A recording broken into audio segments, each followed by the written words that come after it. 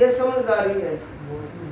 क्योंकि भूल है, वो उसको तो प्यास पानी दिख रहा है लेकिन वो पानी तो नहीं।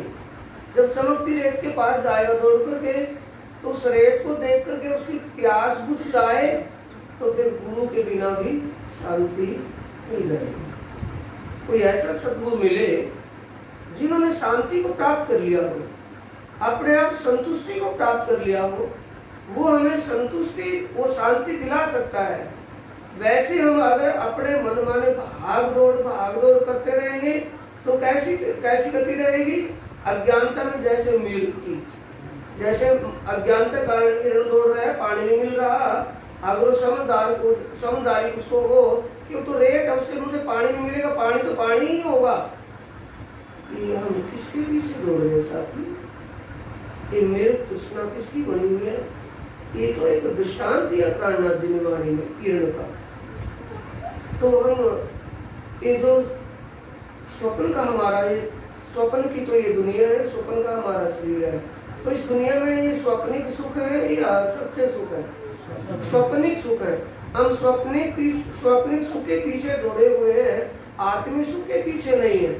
किसी को भी अपने आप को अपने आप ही अंदर झांक करके देखेंगे तब इस बात का ज्ञान होगा। वैसे नहीं हम एक दूसरे को देखते रहें कि वो यार ऐसा है तो मैं ऐसा कर लूं तो क्या होगा। नहीं, जिसको आत्मीय सुख का एहसास हो गया हो, वो आत्मीय सुख कैसा है और ये जो हम ये सुख चाह रहे हैं, भाग दौड़ इसमें हो रही है, ये सुख कैसा है? एक किसको पता? पारखी को पता चलेगा, जानकार को पता चलेगा, अनजान को पता चल जाएगा। जानकार को जान लेगा तो कि नहीं, इसमें आत्मीय सुख नहीं है, ये तो इंद्रियों का, अपने एक वासनाओं का सुख है। विषयी है और वासनाओं का सुख है। विषयी का मतलब जहरीला, जिसको पाकर के हम जहर के नशे में हो जाए, फिर भागे। किसमें भाग रहे हैं? इस विषयी सुखों के विष के कारण, विषयी सुखों का पान करके हम विषैले हो गए, विस्मय हो गए हैं। ये विष कैसे उतरेगा? तारतम का यह रस चढ़ा जहर उतारे, निर्विक का करे जीव जागे करे। ये तत्व ज्ञान, आत्मीय ज्ञान जिसको हो जाएगा, उसके अंतस्करण का ये विषयी सुख का जो जहर चढ़ा हुआ वो दूर हो जाएगा। इसमें कुछ नहीं। मिलने के बाद भी इसमें संतुष्टि नहीं है तो क्यों ना मैं परमात्मा के भरोसे, परमात्मा के आधारित हो जाऊं, जैसा वो करेंगे उसमें मुझे सुख है। ये संतुष्टि किसको होती है? जिसको आत्मीय ज्ञान हो जाता है। मृग जल से जो तिरखा भाजे तो गुरु बिन जीव पार पावे। तो फिर हो गया ना वही बात। अगर उस मृग की चमकती रेत को देख करके प्यास बुझ जाए तो ये चमकती रेत क्या है? ये विषयी सुख है ना। इस संसार में हम जीवन जो गुजारा कर रहे हैं ना, जीवन गुजारा करने के लिए जो सुख इस जीव को, मन को चाहिए, जीव को नहीं। जीव तो भोग ही नहीं रहा, ये तो इसका भुगतान भोगना पड़ेगा, दंड भोगना पड़ेगा। बताया था रथ कौन सा है? शरीर। रथ पर रथी कौन है? सवार कौन है? जीव। और इसके रथ को खींचने वाले घोड़े कौन से हैं? इंद्रियां। और उनको रथ को हाँकने वाला, घोड़ों को हाँकने वाला कौन है? सारथी, मन।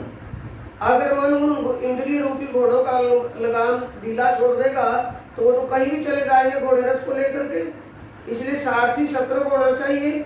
सारथी सतर्क का मतलब मन कंट्रोल होना चाहिए, मन पर पाबंदी होनी चाहिए, मन अपने संयम रूपी रस्सी में बंधा रहना चाहिए, तभी हम कामयाब होंगे आत्मीय सुख पाने के लिए। निर्जल से जो तिरखा वागे तो गुरु बिना जीव पार पावे, अनेक उपाय करे जो कोई तो बिंद का बिंद में। बिंद है माया और सिंध है आत्मा या परमात्मा। बिंद में सिंध समाया रे साधो, बिंद में सिंध समाया। त्रिगुण स्वरूप खोजत भय विस्मय, पर अलख न जाए लिखाया। मैंने पहले बोल दिया त्रिगुण स्वरूप का मतलब ब्रह्मा जी, भगवान विष्णु और भगवान शंकर, इसमें त्रिगुण दिया है। लेकिन भागवत में और भी खुलासा किया है कि 5 थे। नारायण भी साथ में थे और सदाशिव भी साथ में थे। खोज करके थक गए लेकिन विस्मय हो गए। ये त्रिगुण स्वरूप खोज तो भय विस्मय,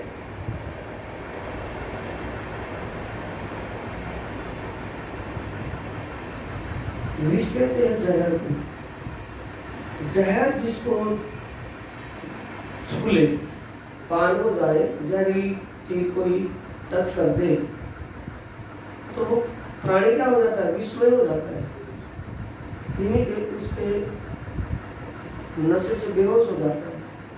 त्रिगुण स्वरूप खोजते खोजते भी वैसे हो गए। बेहोशी का मतलब ओम को भी ये भी एहसास नहीं कि स्वप्न की लीला जिसमें हम खोज रहे हैं, विस्मय हो गए। दूसरा भाव बनता है हैरान हो गए, खोज खोज करके चले लेकिन नहीं मिला। देत दिखाई बाहर भीतर ना भीतर भाई बिनाही, गुरु प्रसादे अंतर पेख्या सो आवरणी ना जाए। खोज करने वालों ने परमात्मा को स्वर्ग, इससे परे जहां तक चांद सितारे दिखते हैं, अंतरिक्ष में जो कुछ दिखाई देता है, सुनता है, एहसास होता है, वो सारा इस भूलोक का ही हिस्सा है।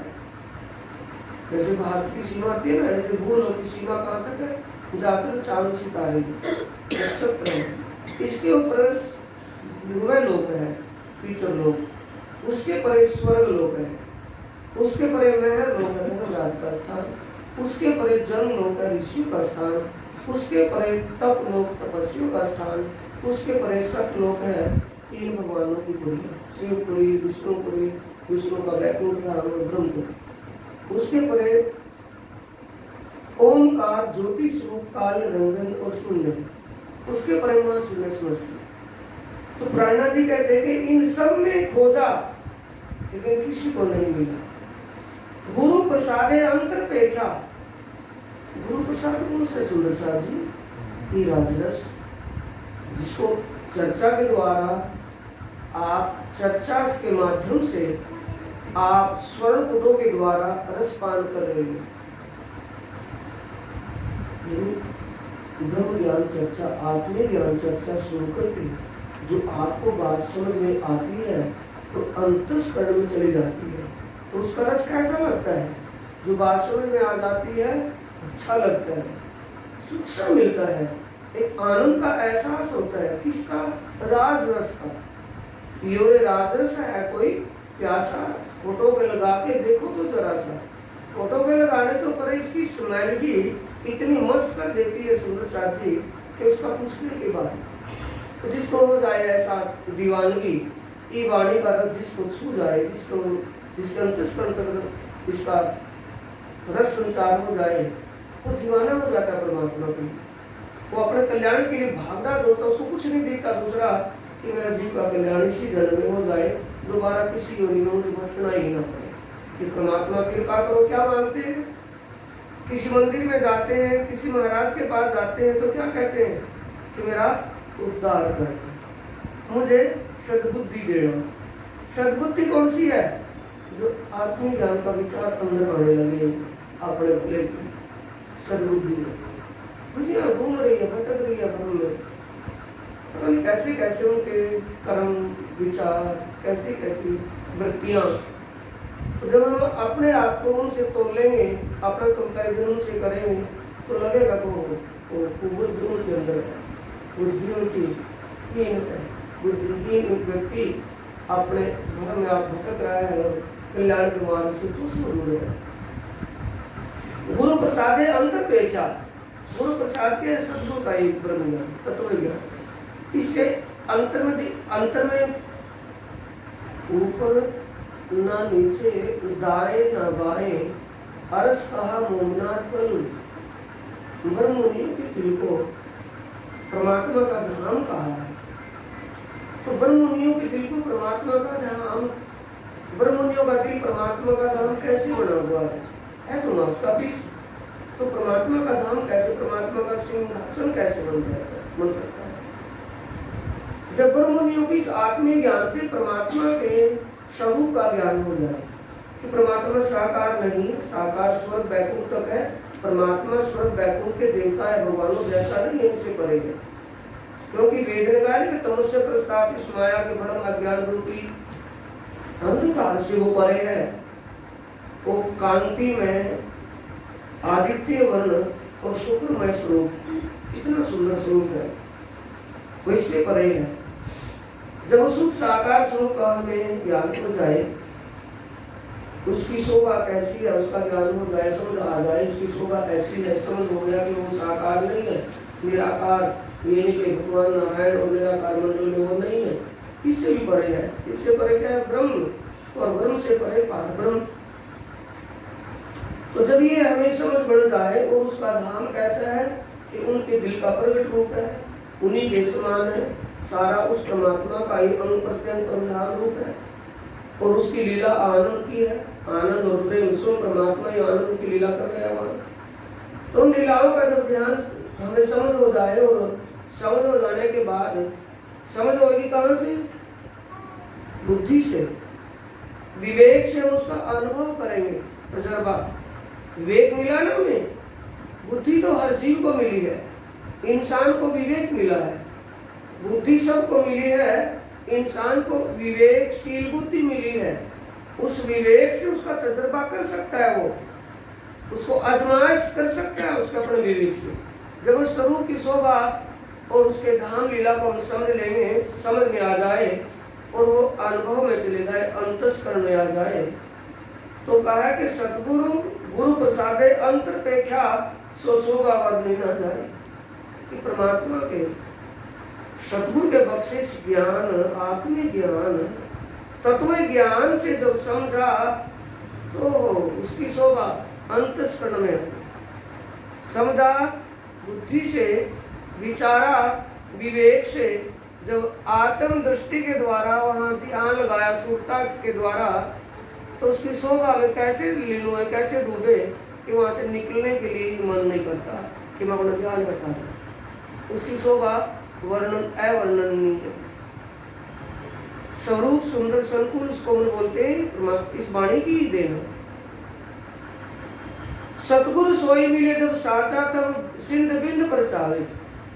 ऐसा कोई विवेकी, ऐसा कोई सच्चा सतगुरु मिल जाए, कोई सत्य और असत्य की पहचान करवा सकता है।